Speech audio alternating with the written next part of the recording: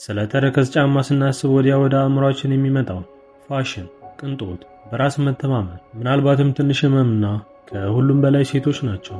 ነገር ግን ይህ ጫማ መጀመሪያ የተሰራው ለወንዶች እንደሆነ ብነግራችሁስ? አዎ፣ በትክክል ሰምታችኋል። ለወንዶች፣ እንዲያውም ለፋሽን ሳይሆን ለጦርነት። ነገር ግን እንዴት ከፋርስ ወታደሮች እግር ተነስቶ በአውሮፓ ንጉሶች ተወዳጅ ሆኖ በመጨረሻም የሴቶች የፋሽን ቁንጮ ሊሆን ቻለ? ይህ ያልተጠበቀ የተረከዝ ጫማ ታሪክ ነው። ጉዞአችን የሚጀምረው ከክርስቶስ ልደት በኋላ በ10ኛው ክፍለ ዘመን በፋርስ ወይም የአሁኗ ኢራን ነው።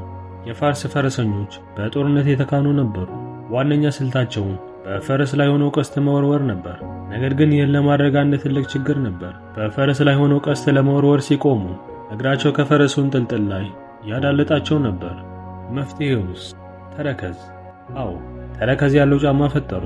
ይህን ተረከዝ በእንጥልጥሉ ላይ በትክክል በመቆለፍ ወታደሩ በፈረስ ላይ ቀጥ ብሎ እንዲቆም፣ እጆቹን ነፃ አድርጎ ቀስት እንዲወረውርና ሚዛኑን እንዲጠብቅ አስችሎታል። ስለዚህ የመጀመሪያው ተረከዝ ጫማ የፋሽን ሳይሆን የጦር መሳሪያ አካል ነበር።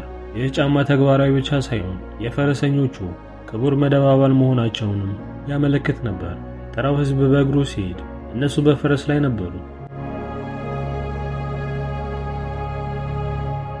በ17ኛው ክፍለ ዘመን መጀመሪያ ላይ የፋርሱ ሻህ አባስ ከአውሮፓ ጋር ግንኙነት ለመፍጠር ልዑካንን ሲልክ የአውሮፓ መኳንንት የፋርሳውያንን አለባበስ በተለይም ጫማቸውን ተመለከቱ።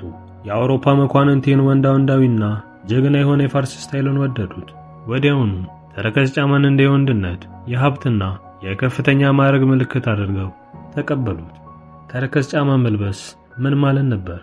እኔ በጣም ሀብታም ስለሆንኩ በጭቃማ መንገድ ላይ በእግሬ አልጓዝም፣ በፈረስ ወይም በጋሪ ነው የሚንቀሳቀሰው ማለት ነበር። የዚህ ፋሽን ንጉሥ ደግሞ የፈረንሳዩ ንጉሥ ሉዊስ 14ኛ ነበር።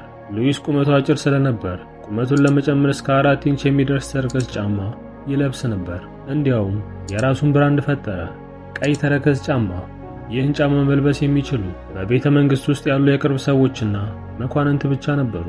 ቀይ ተረከዝ የንጉሡን ሞገስ እንዳገኘ የሚያሳይ የመጨረሻው የሥልጣን ምልክት ነበር። አሁን ወንዶች በኩራት ተረከዝ ጫማ እያደረጉ ነው። ታዲያ ምን ተፈጠረ?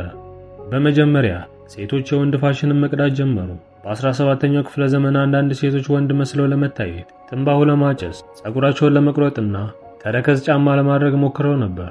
ነገር ግን ትልቁ ለውጥ የመጣው በ18ኛው ክፍለ ዘመን መጨረሻ በዘመን አብርሆት ወቅት ነው። ይህ ዘመን ስለ ምክንያታዊነትና ተግባራዊነት ይሰብክ ነበር። የወንዶች ፋሽን በድንገት ተለወጠ።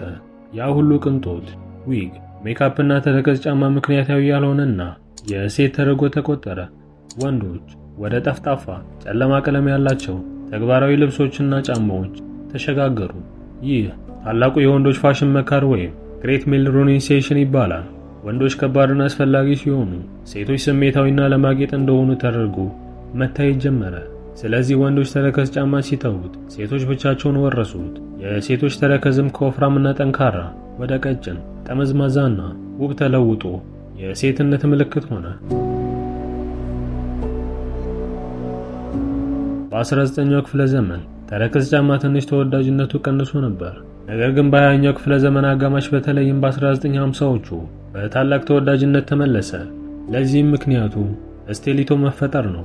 በጫማ ውስጥ ቀጭን የብረት ዘንግ በመጠቀም የተሰራው ይህ ጫማ ከዚህ በፊት ታይቶ በማይታወቅ መልኩ የሴቶችን እግር ቅርጽና አቋም ለወጠ። እንደ ማርሊን ሞንሮ ያሉ የሆሊውድ ኮከቦችና የፒና ፖስተሮች ስቴሌቶን የሴት የፍትወትና የውበት ምልክት አድርገው አሰራጩት። ነገር ግን ታሪኩ እዚህ አያበቃም። በ1980ዎቹ ሴቶች በብዛት ወደ ቢሮና ከፍተኛ የሥራ ቦታዎች ሲገቡ ተረከዝ ጫማ አዲስ ትርጉም አገኘ። ከስልጣን ልብስ ጋር ተዳምሮ ተረከዝ ጫማ የሴቶች ኃይልና በወንዶች በሚመራ ዓለም ውስጥ ያለው የማለት ምልክት ሆነ። ስለዚህ የተረከዝ ጫማ ታሪክ ከፋርስ ጦር ሜዳ ተነስቶ በአውሮፓ ንጉሶች እግር ስር አልፎ በምክንያታዊነት ዘመን ከወንዶች ተወስዶ በመጨረሻም የሴቶች የውበት፣ የፍትወትና የኃይል ምልክት ሆኖ ዛሬ ደርሷል። በሚቀጥለው ጊዜ ተረከዝ ጫማ ሲያዩ ወይም ሲለብሱ ከቀላል ፋሽን በላይ በሺህ የሚቆጠር ዓመት ያስቆጠረ የታሪክ፣ የስልጣንና የባህል ለውጥ ተሸካሚ መሆኑን ያስታውሱ። ተመልካዮቻችን ይህን ያልተጠበቀ ታሪክ ከወደዳችሁት ላይክ ማድረጉንና ለወዳጅ ጓደኞቹ ሼር ማድረጉን አይዘንጉ። በዚህ ርዕሰ ጉዳይ ላይ ሀሳብ አስተያየት ካሉትም በኮሜንት መስጫው ላይ ያሳውቁን። ለቻናሉ አዲስ ከሆኑ ቻናሉን ሰብስክራይብ ማድረጉንና ደውሏን መጫን አይዘንጉ። በቀጣይም በሌላ ቪዲዮ እስክንገናኝ ድረስ መልካም ሁሉ ተመኘን። ቻው።